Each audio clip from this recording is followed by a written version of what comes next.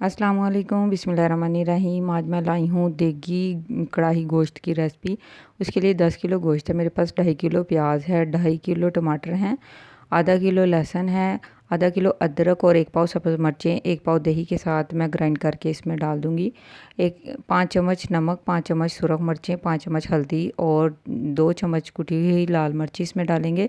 3 चम्मच साबुत ज़ीरा, दालचीनी, इलायची, लौंग और साबुत काली मिर्चें इसमें डाल देंगे।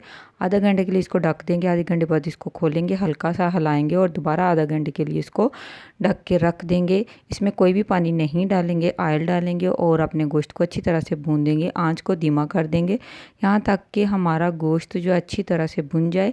जब गोश्त जो है भुन जाएगा और अपना जो है ऑयल छोड़ देगा तो इसमें पिसे हुए मसाले, सूखा धनिया, काली मिर्चें, साबुत गरम मसाला और सूखी मेथी जो है इसमें डालेंगे। मज़ेदार सालन तैयार है।